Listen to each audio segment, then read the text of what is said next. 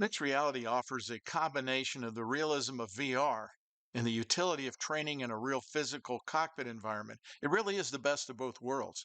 But until recently, it was only accessible to military pilots and airline pilots and others with deep pockets. That's about to change thanks to the Quest 3. About 8 months ago, I made my first attempt at VR utilizing a black and white camera on a Reverb G2 headset. The results weren't too impressive, but it was my first chance to see this technology. And I think I said that we may see this available to the consumer market sooner than we think. Well, with the advent of the Quest 3, color pass-through video is now available, and the results are far better than I expected. 8 months, we've gone from a rather blurry, shaky black and white image to stereoscopic color pass-through video, utilizing the same program, Reality Mixer, to provide the pass-through video. Took a few workarounds because of limitations of the Quest 3, and I'll explain that in the course of the video. I'll also give you a brief explanation of how this works and give you a few hints in case you might want to give it a try yourself. I'll demonstrate several different panels so we can look at clarity and see how touch control and air manager panels work perfectly with this setup to provide a flexible cockpit that can be integrated with the beautiful outside scenery. This is a rather crudely thrown together demo, a first try at this, so don't judge it completely from what you see here.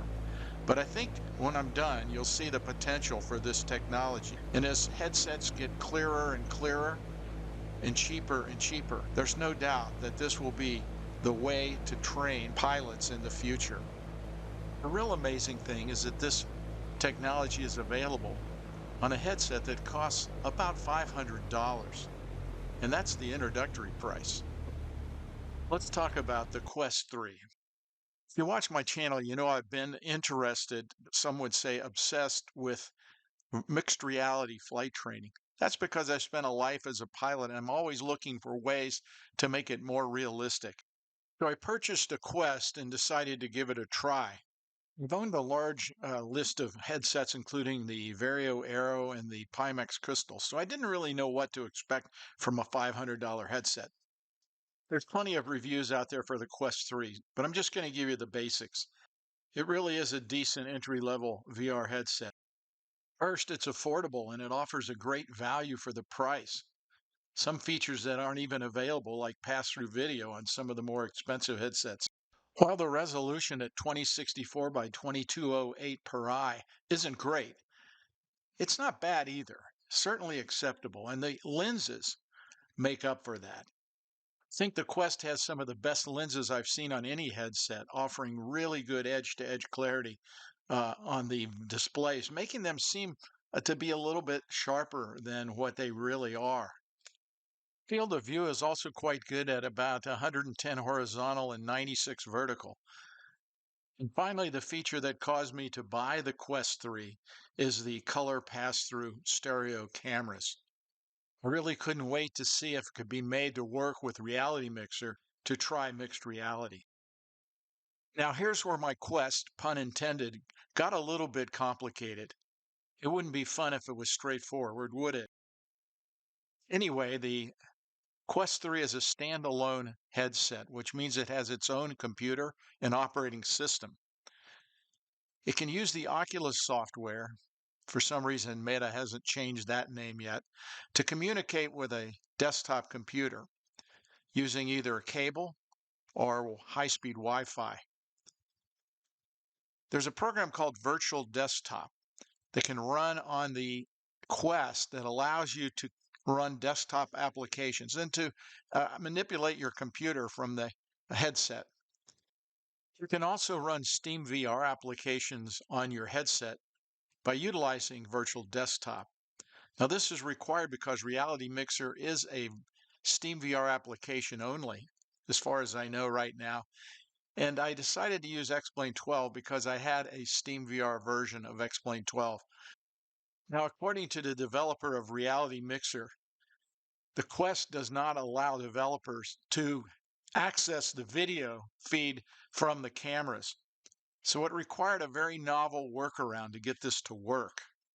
First, Virtual Desktop allows you to chroma key, like a weatherman standing in front of the green screen replaced with the map. It allows you to chroma key certain colors and replace them with the pass-through video. Next, since Reality Mixer can't access the Quest video to show the cockpit in the correct places in the VR world, the developer came up with a solution of replacing those boxes with that chroma key color so that Virtual Desktop would put the pass-through video there where the bounding boxes are. Really a brilliant solution.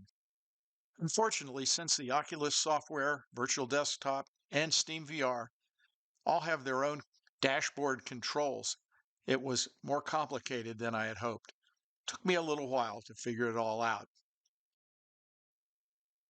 Once it is set up, which I'll discuss later in the video for those that want to stick around, once you have it set up, you can use a HOTAS or a controller button to activate it. And once it's activated, you can turn it on and off. You can have it gaze oriented. You could have a lap view, for example, that is gaze opened with gaze. As you can see, you have very good view of all your controls. I have a air manager panel there that has touch control. You can see I can control the heading bug and altimeter using touch control. I have a Knobster there that's not hooked up right now, or I could use that also. So it gives me the flexibility of a cockpit in all my controls, and at the same time, I have the outside view of the world. A great combination, and this is very rough. Obviously, you could create a very complicated layout box. This is just a single control panel box. The beauty of this is so many people that I talk to about VR flying, they don't want to try it because they've built a really good home cockpit. They have real sim gear and other kinds of gear that they've put together, stay level avionics panels and so on, and they don't want to abandon that for VR. Well, this gives you the best of both worlds.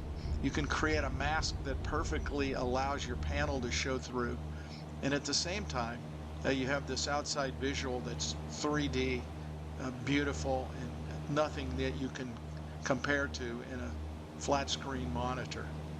So that's why I'm so excited about this.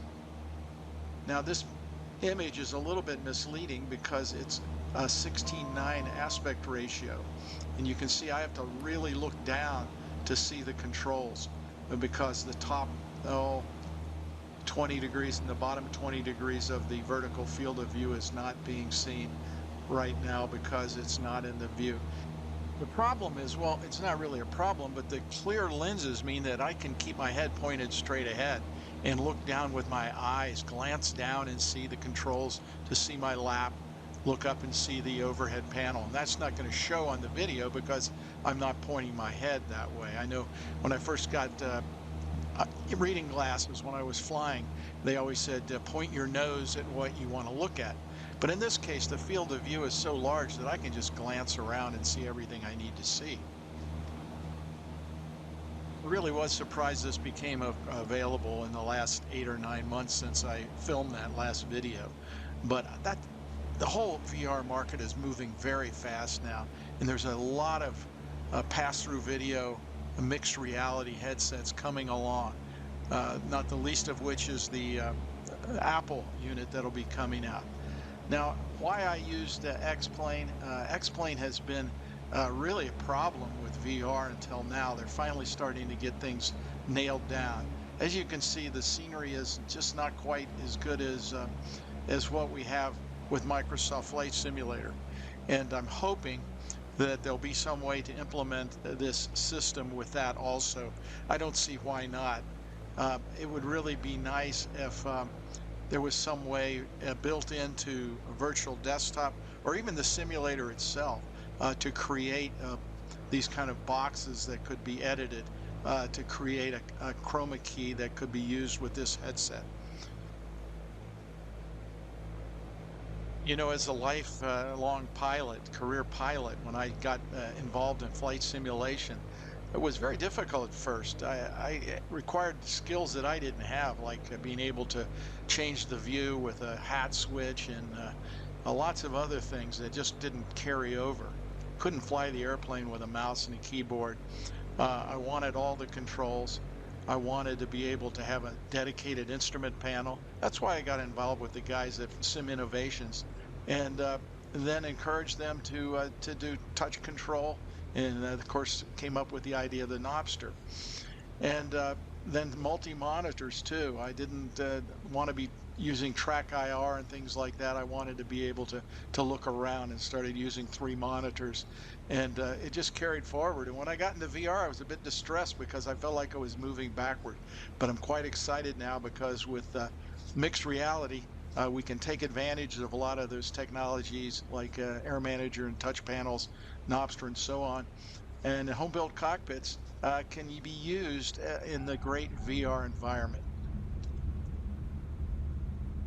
Okay, so for now, for those who are interested, I'm going to explain how to set this up, at least give you enough hints that you'll be able to figure it out. I spent a lot of time trying to figure some of these things out.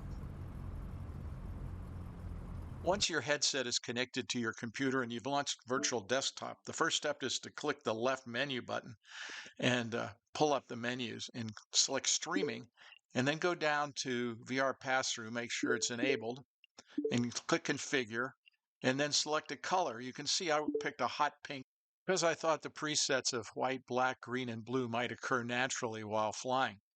So I set it for 255 red and 145 blue. Now the similarity slider confused me a bit because it didn't work the way I thought it should. Basically, a low value means that colors have to be very accurate to pass through. And if they're not, they don't. At a very high level, a larger percentage of non-matching as well colors pass through. The smoothness is just the way it handles the edges between the pass through and the overlaying video. Once the pass-through is configured and you've enabled pass-through video in the checkbox, you're ready to launch SteamVR from the virtual desktop control panel. It will open up SteamVR on your headset, and then you're ready to go. Then either launch Reality Mixer from the Steam library menu, or if you've already run it, it will already appear if you've set it up that way. Then you're at the main menu. Here on the main menu, you can see there's two toggles, one to use Reality Mixer and the other is to auto launch this app when SteamVR starts. And that's what you would do if you're going to use this on a regular basis with your headset. There's also buttons to create different types of boxes. They can all be edited once they've started. The one that is most interesting to us probably is the cockpit, and it's for creating a box for racing or flight sims. But you can also have a floor viewer, lap viewer, and so on. There's many ways you can change these boxes so they're activated by a gaze angle or by proximity to the controllers, or you can toggle them on and off using a HOTAS or a controller button, as I mentioned before. At the bottom right, you can see there's a camera setup button, and that'll open the camera setup page. On this page, you would normally select the cameras from your headset for use with Reality Mixer to put the video into the bounding boxes. However, in this case, we're going to be turning those cameras off, deselecting each camera with the toggle, and we select on the top area up there where it says Quest Pico Vive XR, use solid color for virtual desktop pass-through, and then we set the color. You can see it also has the four basic colors that were in the virtual desktop, but it also has the custom, and you can see I've already selected that and set for 235 or 255 red and 145 blue to match what I've set in virtual desktop so that it'll be a perfect match. Now, if we click previous page on the bottom left, it'll take us back to the main menu for Reality Mixer.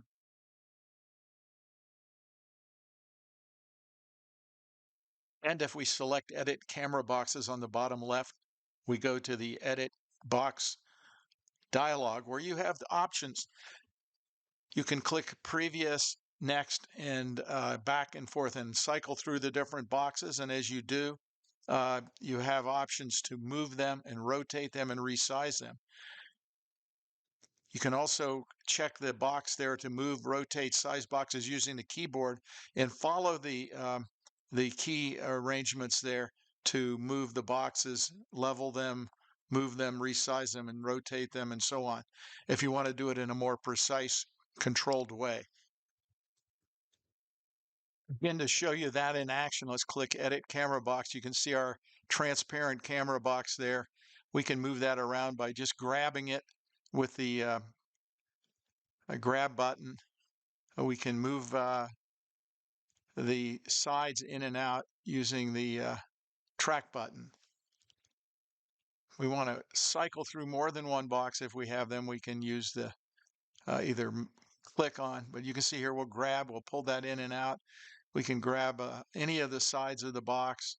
Tells you right on there how to do that. You can see there's a little line from the edit box leading us down to the box. If you have multiple boxes, it's clear which one you're editing.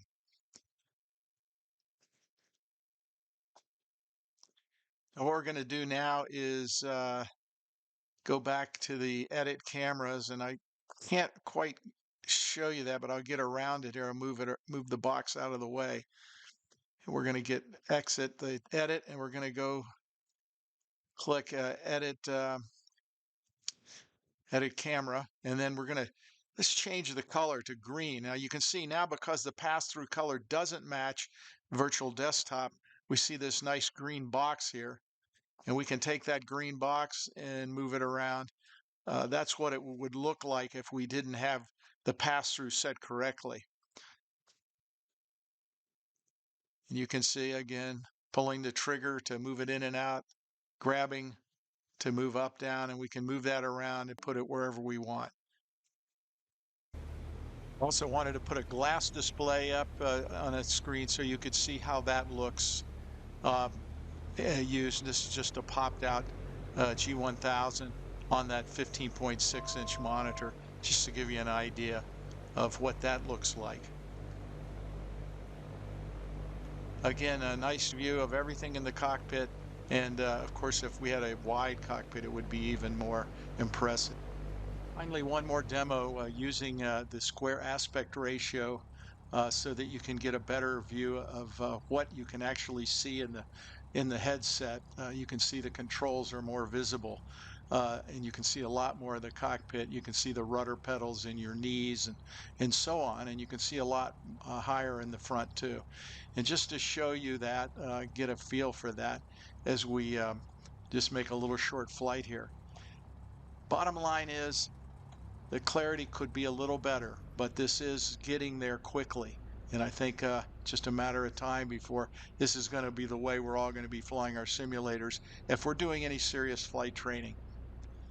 I really am excited about this, and I'm glad that I bought the Quest 3. I think it might be a great headset for anyone who's starting out, and the idea that you can add this kind of technology. Now, what needs to happen is we need to have much better integration into the simulator. Seems logically that the manufacturers of the headsets would be the ones to develop software to allow these portals to be incorporated into operation so that it would seamlessly work with any VR application. I want to give Ray at Reality Mixer kudos for making this thing work with a virtual desktop's pass-through, and for allowing us to give this a try at such a reasonable price. I do think this is a worthwhile investment for anyone using a Quest 3 headset for flight simulation, and probably other things too. Being able to not have to take the headset off and be able to access your controls and avoid all the fumbling by feel is worth it. I think the cost of this program is only about $5 on the Steam store. I wish it worked with OpenXR. I hope that's coming soon. Really am convinced this is the way of the future for flight training using VR with mixed reality. I'll be looking into this more in the future. I'll try to set it up with my cockpit that has a real instrument panel and multiple monitors and some other flight controls and see how that works. In the meantime, if you'd like to keep up with this, subscribe to my channel, like, share, and I love your comments. I'd like to hear how you feel about this. And if any of you have tried this yet, I'd love to hear your feedback. You know, I thought the Knobster was going to be a hit, and it has been. I thought a lot of the other things, the multiple monitors, touch control, all those things have been a hit. And I think this is also going to be a hit. And I hope that others will join me on the VR mixed reality bandwagon. Have a nice day.